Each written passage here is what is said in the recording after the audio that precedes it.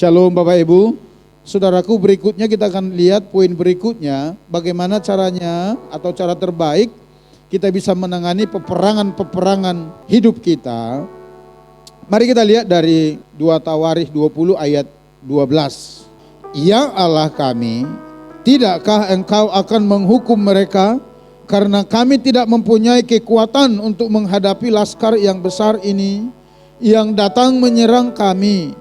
Kami tidak tahu apa yang harus kami lakukan, tetapi mata kami tertuju kepadamu. Yang percaya katakan amin. Saudaraku, hal yang berikutnya atau poin yang keempat, bagaimana kita bisa menangani peperangan-peperangan hidup kita, yaitu bergantunglah sepenuh kepada Tuhan. Bergantunglah sepenuh kepada Tuhan. Kenapa saudara? Saya mau katakan karena tanpa Tuhan kita tidak bisa berbuat apa-apa. Tanpa Tuhan kekuatan kita terbatas.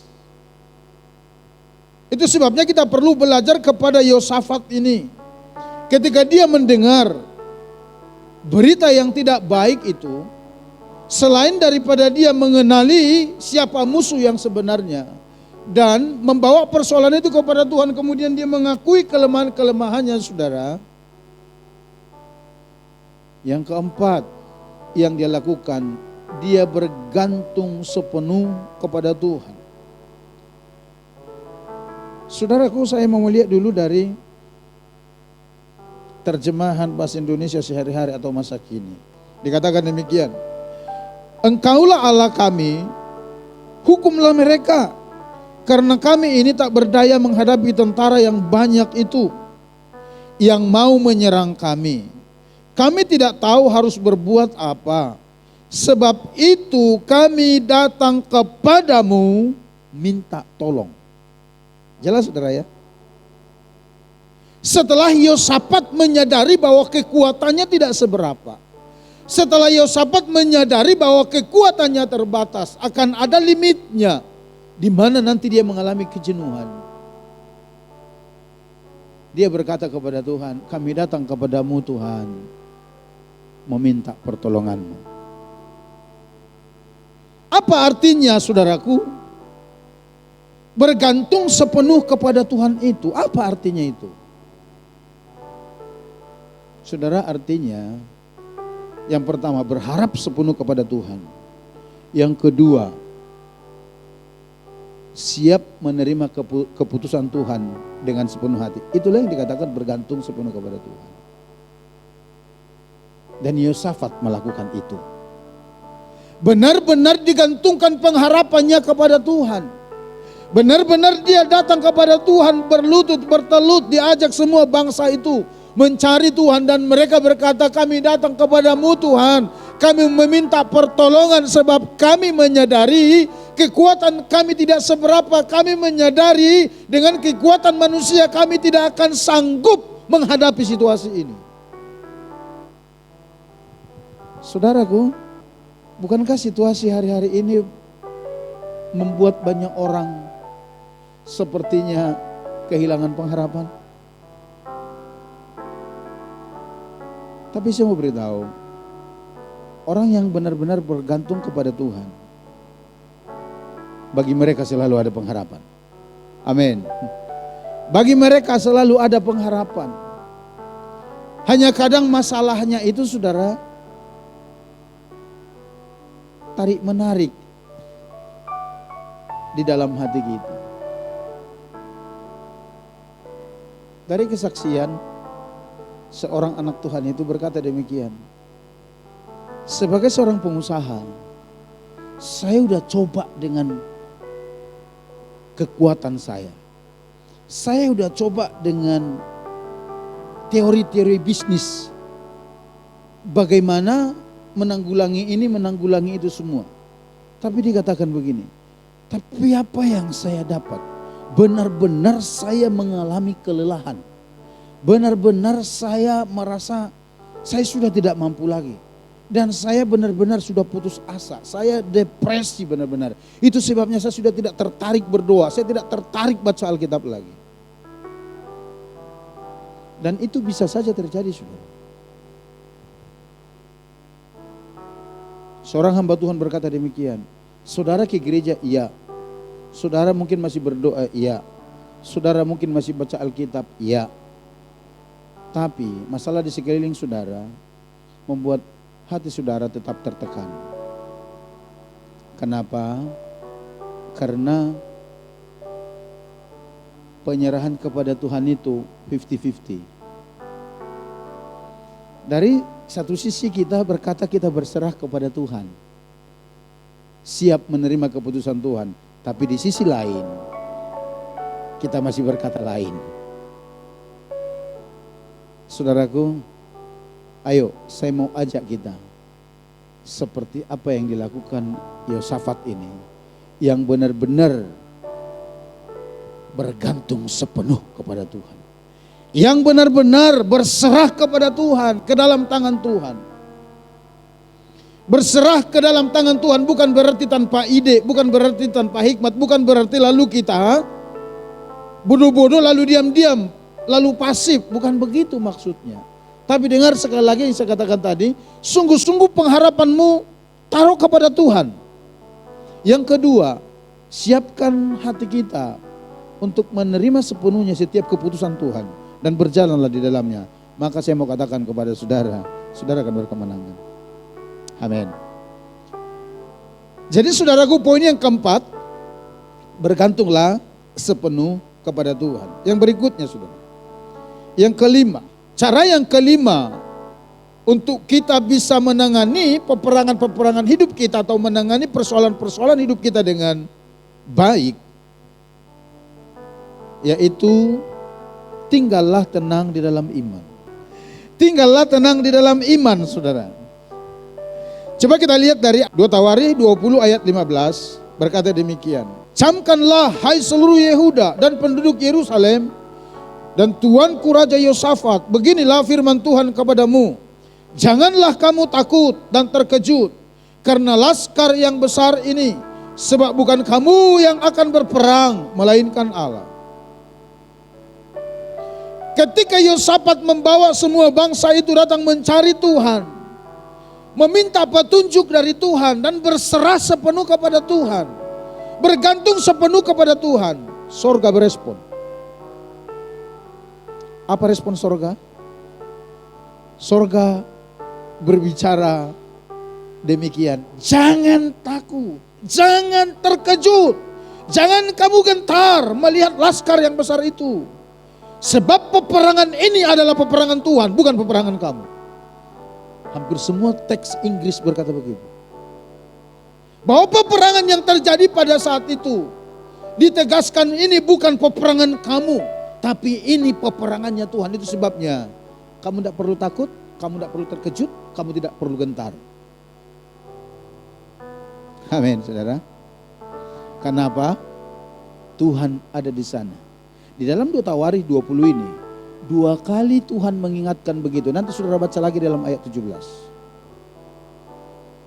Yang berkata jangan takut, jangan gentar, jangan kecut hatimu, jangan tawar hati. Oleh karena apa? Tuhan yang melakukan peperangan bagi kamu. Tuhan yang melakukan pembelaan bagi kamu. Tuhan yang campur tangan atas setiap persoalan yang kamu ada. Jangan takut, kata Tuhan. Kalau begitu apa yang harus kita lakukan? Tenang di dalam iman. Amin. Tenang di dalam iman. Apa sih iman? Kita sudah banyak berbicara tentang iman. Iman itu, saudaraku, definisi sederhananya begini. Mengakui keberadaan Allah yang sepenuhnya. Dan mengakui penyediaan-penyediaan Tuhan tentang hidup kita. Kalau di dalam Ibrani 11 ayat 1 itu kan dikatakan demikian. Iman adalah dasar dari segala sesuatu yang kita harapkan dan bukti dari segala sesuatu yang tidak kita lihat. Buktinya apa? Tuhan. Tuhan yang bagaimana? Yang telah menyediakan bagi kita. Tuhan yang bagaimana? Tuhan yang ada. Yang bagaimana? Yang memelihara hidup kita. Itulah yang diimani. Dan kita perlu tenang di dalam iman itu. Beberapa minggu yang lalu saya sering buat status demikian. Iman sejatimu akan terlihat dari bagaimana caramu berespon terhadap situasi di sekelilingmu. Akan terlihat dari situ. Saya bukan berarti anti kalau saudara berbicara iman. Tidak. Saya senang kalau saudara banyak berbicara iman. Tapi yang saya mau tekankan begini. Tunjukkan bahwa kita orang beriman. Dan sekali lagi itu dari dalam. Saudaraku, kalau ini direnungkan, waduh, benar-benar kita akan bisa tenang loh menghadapi situasi-situasi ini. Karena apa? Tuhan itu jelas sekali berkata demikian. Sebab ini bukan peperanganmu, ini peperanganku. Saudaraku, sepengetahuan saudara aja dulu saya mau tanya. Kira-kira menurut saudara, di dalam peperangan Allah, dia pernah kalah enggak?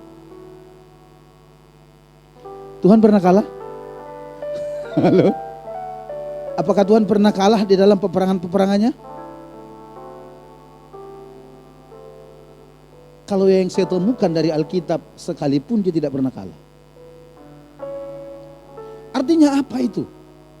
Artinya saudaraku, ketika Tuhan memberikan pernyataan, jangan takut, tenanglah, jangan kecut hatimu, jangan tawar hatimu, sebab ini peperanganku. Sebenarnya kita benar-benar harus bisa tenang. Karena apa? Ada jaminan bagi kita yang diberikan oleh Tuhan. Amin. Karena apa? Karena dia tidak pernah kalah. Cuman saudaraku, yang sering terjadi dan kelihatan kan, sekalipun tindakan kita itu aneh, tapi sering kita mengulang-ulangnya gitu loh. Kita tahu bahwa Tuhan itu Tuhan pemenang, tidak pernah kalah. Tapi sering sekali kita meragukan dia dan masih lebih mempercayai yang lain daripada Tuhan. Ngerti maksudnya? Ngerti maksudnya saudara? Di sisi lain, otak kiri kita mungkin berkata, oh aku percaya bahwa Tuhan pemenang, dia tidak pernah kalah. Nah, ketika Tuhan berbicara kepada kita, jangan takut, jangan gentar, sebab aku yang berperang menggantikan kamu. Kita masih gantungkan pengharapan kita ke sana. Ayo, pernah melakukannya? Ayo. Kalau saudara benar-benar menyadari ini, itu yang membuat hatimu itu tenang dan damai. Karena yang berbicara kepada kita itu adalah Tuhan yang menjadikan langit dan bumi serta segala isinya. Amin saudara. Yang tidak perlu diragukan perkataannya. Yang sudah sangat terbukti kata Alkitab.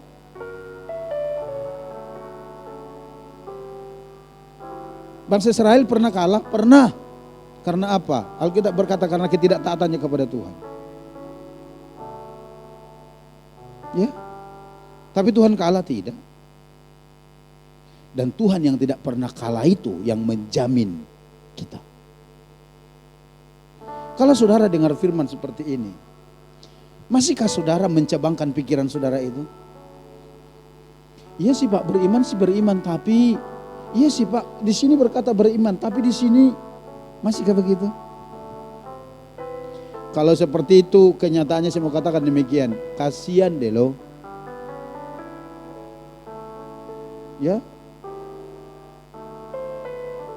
saudara tidak bisa tidur loh. Tidak selera makan. Hanya gara-gara situasi yang ada di luar sana. Di dalam ketenangan seperti ini menghadapi situasi sulit, kita perlu belajar itu sama Om Petrus. Om Petrus yang mana? Rasul Yesus. Karena sekarang kan banyak orang bernama Petrus tapi hatinya tidak tenang gitu. Emang Om Petrus itu gimana? Nanti baca di Kisah Rasul 12 ya. Di Kisah Rasul 12 itu diceritakan demikian. Petrus itu ditangkap di zaman Raja Herodes. Kemudian dia dimasukkan ke dalam penjara. Dikawal ketat. Kenapa? Karena hari Sabat, ada perayaan pada waktu itu. Yang dikatakan di mana tidak boleh dilakukan eksekusi mati pada saat itu. Tapi besoknya, begitu hari berganti, Petrus ini akan dieksekusi. Akan dihukum mati, penggal. Karena ayat-ayat sebelumnya berkata, setelah Herodes melihat perbuatannya yang memenggal salah satu murid Yesus pada waktu itu menyenangkan hati masyarakat, maka Petrus ditangkap, akan dipenggal juga. Cuman karena waktunya tidak tepat, besok yang tepat dimasukin dia malam itu ke penjara. Saudara tahu apa yang dilakukan Petrus di penjara? Saudara tahu? Di Kisah Rasul 12 dicatat, dia tidur nyenyak. Benar loh. Dia tidur nyenyak. Sampai seorang malaikat diutus Tuhan datang berdiri di sampingnya. Dia tidak tahu. Cahaya kemuliaan memenuhi tempat itu. Dia tidak tahu. Kenapa? Petrus tidur senyenyak-nyenyaknya. Padahal besok begitu dia bangun, eksekusi terjadi.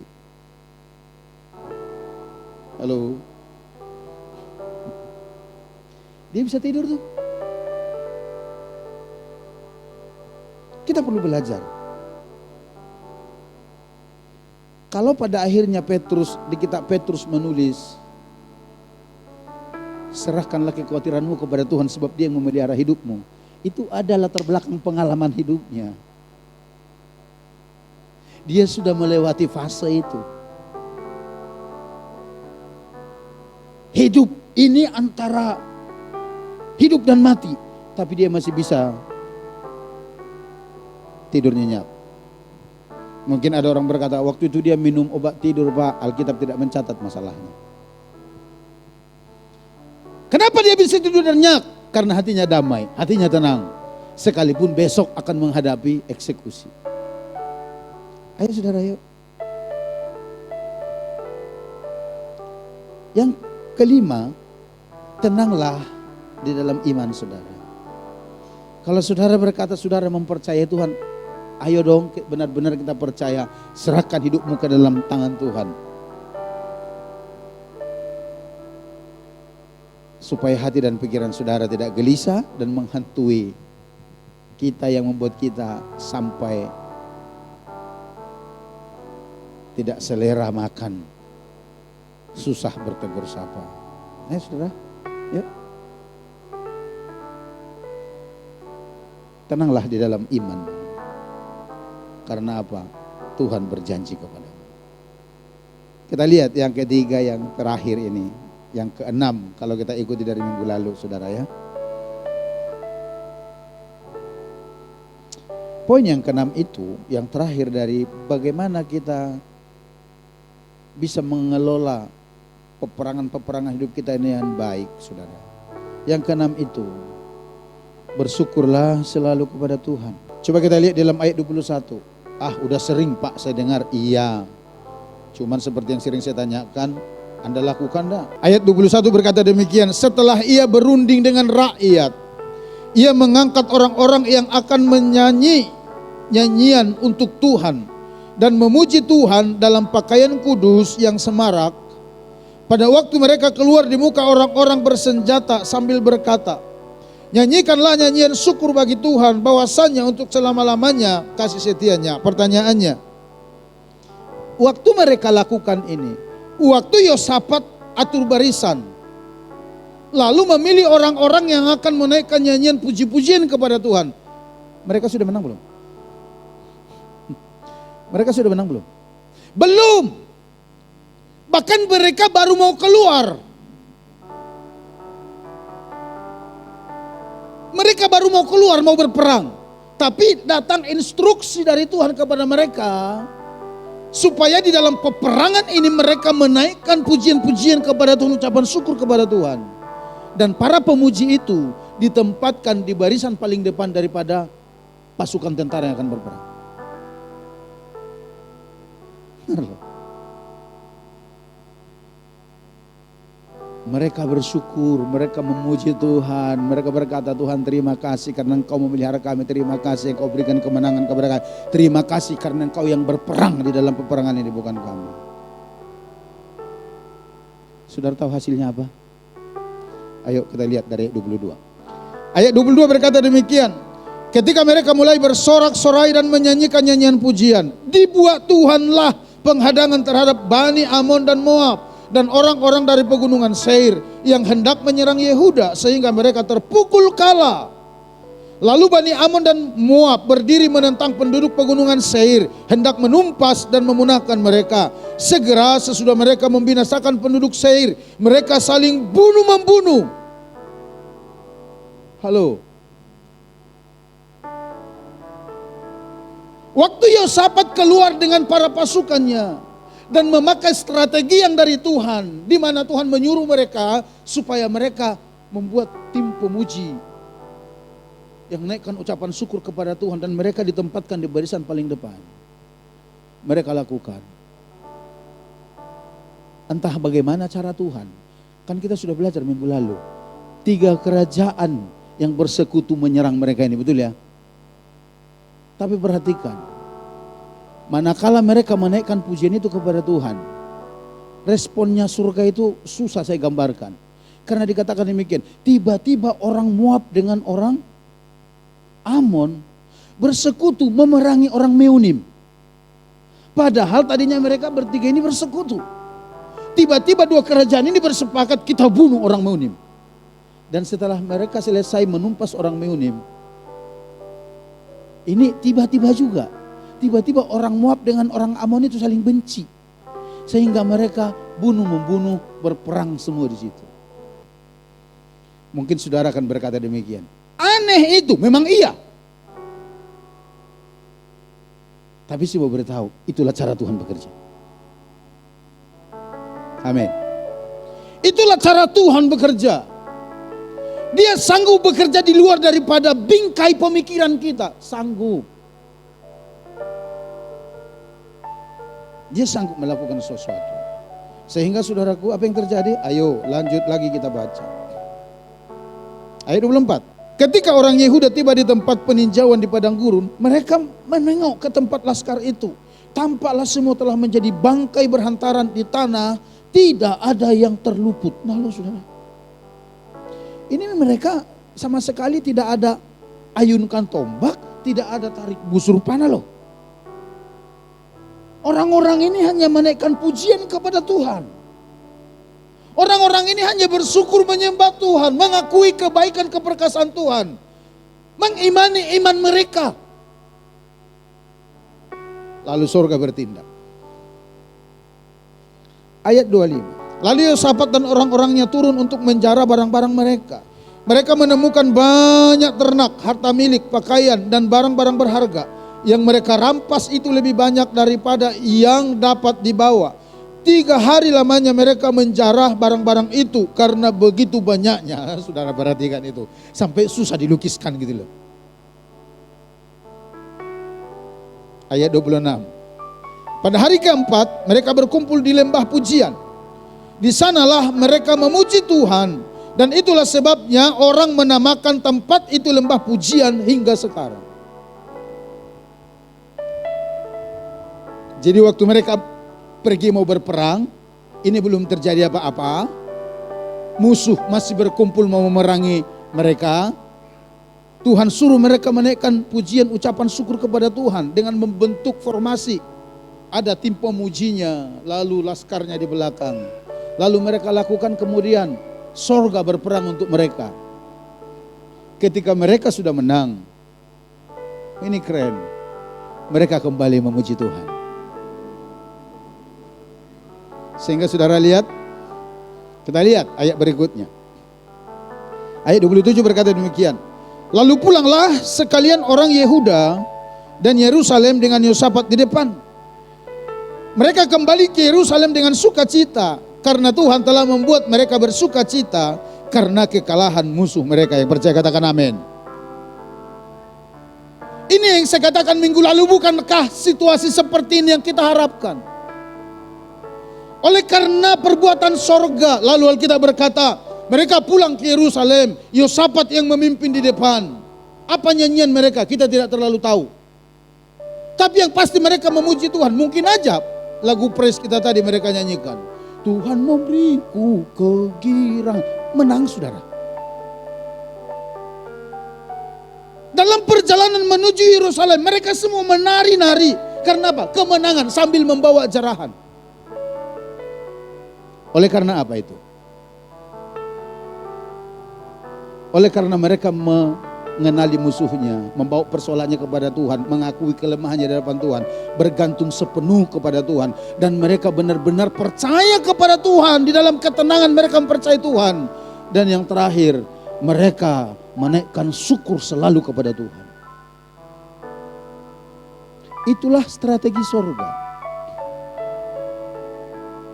Kalau saudara mau berkemenangan, pakai strategi surga. Tapi Pak, masa begitu? Ya terserah Anda kalau begitu. Tapi saya mau katakan demikian. Paling tidak, sekarang kita diingatkan ada 2 kasus di mana Tuhan menyuruh orang Israel mengalahkan musuhnya dengan pujian. Betul? Pertama, Yeriko. Kota yang tebal temboknya itu, kalau roboh pun lebih tinggi dari manusia. 6 meter. 6-7 meter tebalnya. Jadi sama aja sebenarnya. Apa enggak sama itu? Tebal tembok itu 6-7 meter. Kalau dia roboh pun begini, tetap aja kita tidak bisa manjat. Kan begitu. Karena akan terbentang juga di depan kita tembok yang 6-7 meter. Tapi tembok setebal itu runtuh kata Alkitab. Hanya karena apa? Pujian yang dinaikkan kepada Tuhan. Itu sebabnya. Ayo. Kalau saudara diajak memuji menyembah Tuhan, jangan pikir itu tradisi GBI. Bukan. Kalau saudara menyanyi untuk Tuhan, memuji untuk Tuhan. Karena apa? Itu strategi sorga. Saya bersyukur Yosafat itu peka. Yosafat itu tidak terlalu dipengaruhi pemikirannya pertimbangan-pertimbangan lain. Dia tidak berkata demikian, masa sih Tuhan 3 kerajaan lo itu, masa hanya dengan memuji begitu? Tidak. Begitu terima informasi dari surga, dia langsung bentuk timnya. Ada para tim pemuji, penyembah yang mendahului langkah para laskar ini. Dan apa yang terjadi? Bala tentara dari surga berperang. Ayo saudara, ayo. Jadi jangan anggap memuji-muji Tuhan itu hanya sambilan di ibadah, bukan begitu. Bukan begitu. Karena Alkitab berkata, Tuhan bertahta di atas pujian umatnya Israel. Amin. Tuhan bertahta, Tuhan hadir di sana. Dan ternyata itu benar-benar terbukti di dalam kehidupan Yosafat. Mampukah saudara menghadapi situasi susah ini, menaikkan ucapan syukur dan nyanyian-nyanyianmu kepada Tuhan? Nyanyian kemenanganmu. Halo.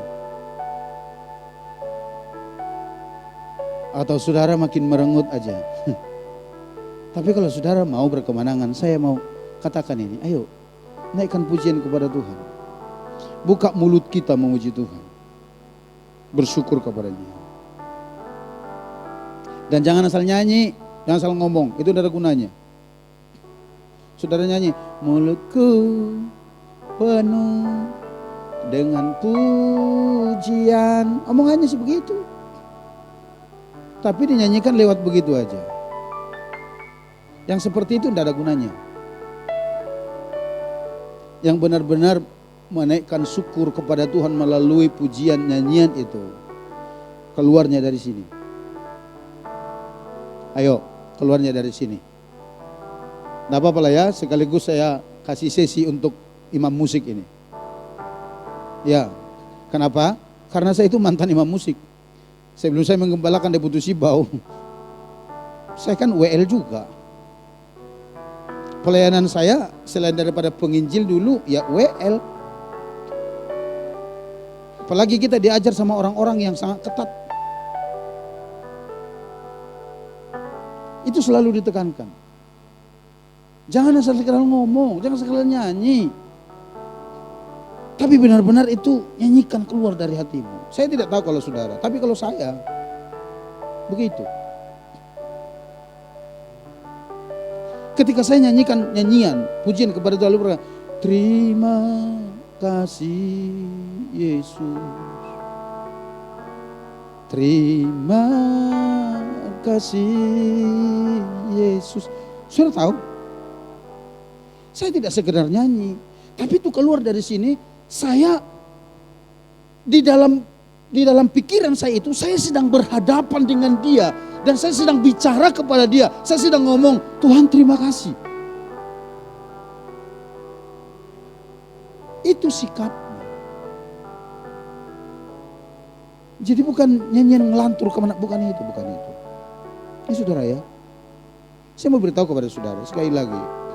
Ternyata nyanyian pujian itu kepada Tuhan adalah salah satu strategi dalam peperangan kita, dalam memenangkan peperangan hidup kita. Ketika saudara lagi susah, nyanyi aja, puji aja Tuhan. Akui segala kebaikan.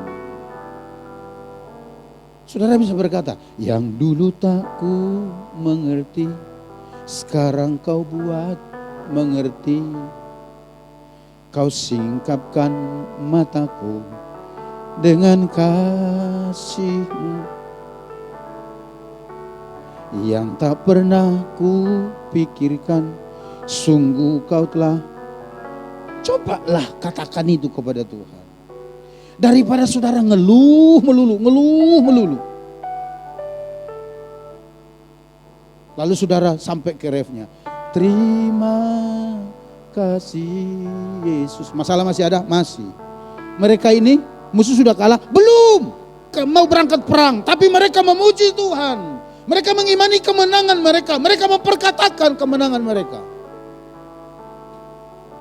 Dan benar-benar Tuhan kerjakan itu melalui para malaikatnya. Sampai mereka dibuat bersorak-sorai. Pulang. Yang tadinya lagu-lagunya agak belet begitu. Mereka pulang sekarang bawa jerahan. Waduh. Ya Tuhan memberiku kegirangan itu. Iya kan saudara? Pulang membawa berkas-berkasnya, ya itu. Karena apa? Tuhan yang menyuruh. Jadi saudaraku, ayo. Saudara mau berkemenangan? Jangan lupa melakukan itu. Saya senang sekali Tuhan perlihatkan ini kepada kita. Untuk apa? Untuk memberikan pelajaran langsung kepada kita. Bahwa ternyata saudaraku, pujian penyembahan itu, ucapan syukur itu memiliki kuasa yang sangat dahsyat. Daripada saudara nyanyi, aku tak sanggup lagi. Benar-benar tak sanggup kamu. Ya kan? Iya. Apalagi keluarga-keluarga muda. Langsung nyanyi dia. Ku coba bertahan, mendampingi dirimu. Harus di-delete lagu itu. Ya, saudara. Dihapus. Ganti dengan lagu-lagu pujian kepada Tuhan. Kalau saudara mau melihat kemenangan itu. Saudara mau berkemenangan, amin. Mau berkemenangan, amin. Ayo mari terus tingkatkan pujianmu kepada Tuhan, syukurmu, penyembahanmu. Dan berserah total kepadanya. Maka saya mau katakan, sorga akan berespon kepada saudara. Mari kita datang kepada Tuhan saudara.